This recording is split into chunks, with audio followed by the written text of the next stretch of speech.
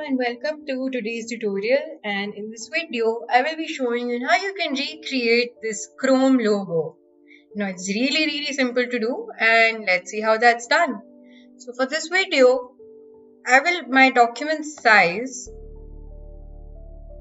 is going to be this custom size document which is 1000 by 1000 pixels, and I will be renaming my document to be Chrome logo.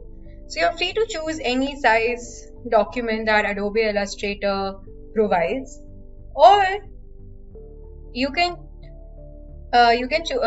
choose the same document size that I'm using. Just type in 1000 by 1000 in the width and the height options and change the dimensions to pixels. Okay, so the first thing I'm going to do is that I'll be working with the ellipse tool right here. So if you click and hold onto the rectangle tool, you will get this option ellipse. So I do not require the stroke as of now. And I'll go ahead and also change my color for the inner circle to be blue temporarily. And before I begin, I would like to make sure that my Smart Guides options has also been activated. So to check that, I'll be going to this view panel right here and see that my Smart Guides has been switched on. Okay, so I'll come here to the center of my document, and as you can see that Smart Guides automatically detects the center of the document. Click on Shift plus Alt and create a circle like that. Alright, so what I'm going to do is that I'll go to Edit, Copy, Edit and Paste in front. So with the help of the selection tool, I'll click on Shift plus Alt again and make my circle a little bit more smaller like that. And I'll change this circle's color to white. Okay. So what I'm going to do now is that I'll select this circle again, go back to Edit, Copy, Edit, Paste in front. I'll go ahead and also just make this circle a little bit more bigger like that. For now, I'll be changing the fill of this bigger circle to be light gray. Right click on it, go to Arrange and say Send to Back like that. Alright. So I'll change the colors of these two as well. I'll select this outer one and change this one to be white. And select the inner circle and change this one to be light blue. So what I'm going to do is that I'll select the white circle, click on Shift and select the blue circle as well. Go back to Edit, Copy, and I'll just copy and edit, paste in place, and I'll just get the copy out on the side as of now.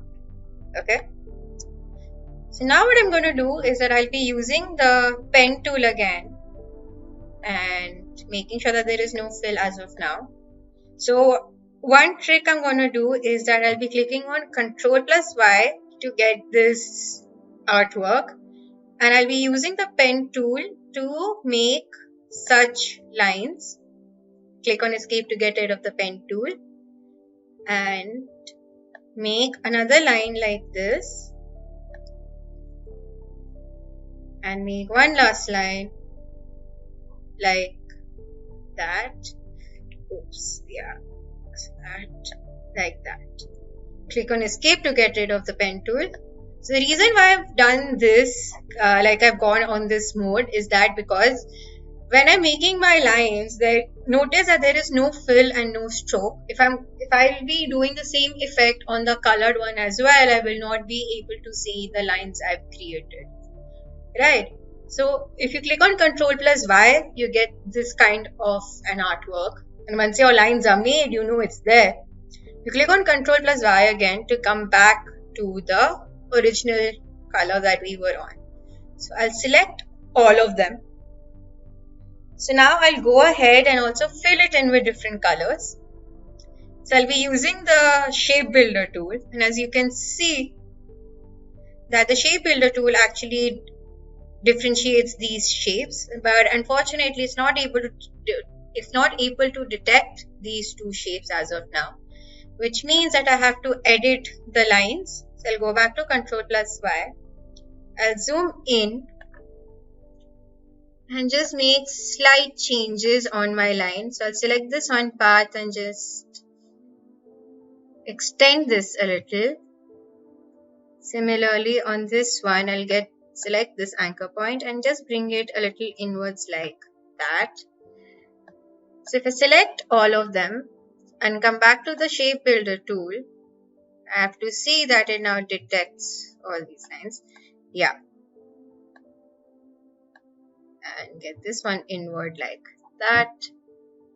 So you have to adjust this a little till the time where the shape builder tool now detects all these three parts in different colors like that. So once that's done, we can go ahead and come back to our original shape, select all our shapes again, come back here to this shape builder tool, and now we can go ahead and fill it in with different colors.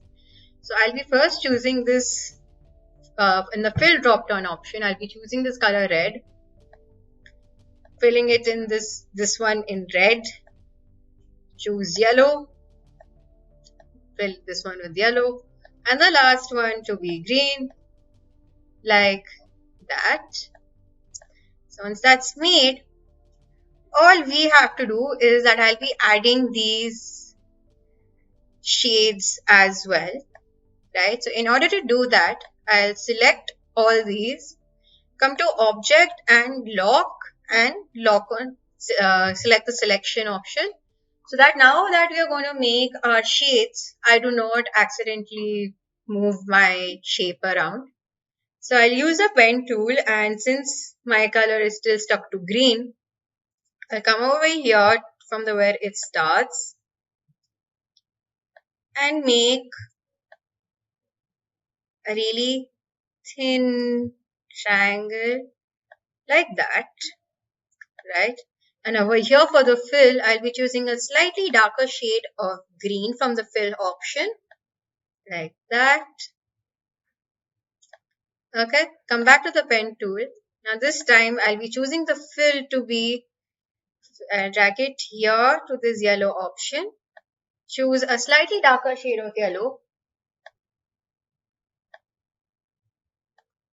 Okay, so now that my yellow is also chosen, I'll be doing the same thing on the yellow portion as well. And like this, and like this. I'll select this anchor point, I'll zoom in on this and get this anchor point right about here.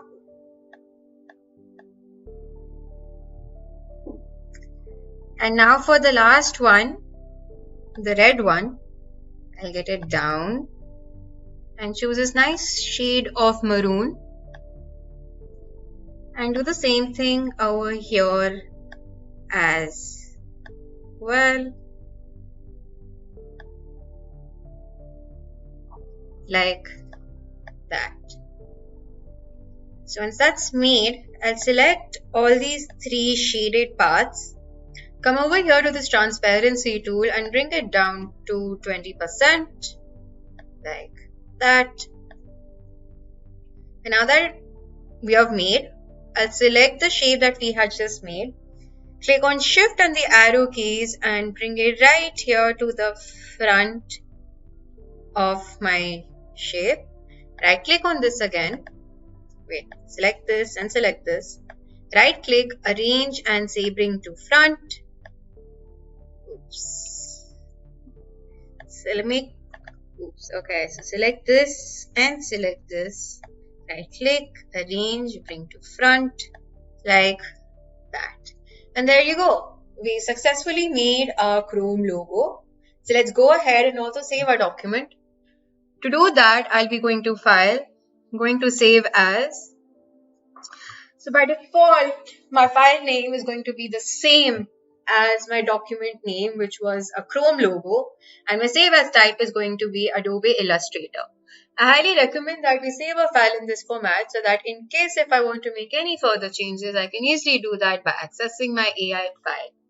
And we go ahead and click on save, click on OK, and there you go. We have successfully saved our document in an AI file. So thank you for watching and stay tuned for more.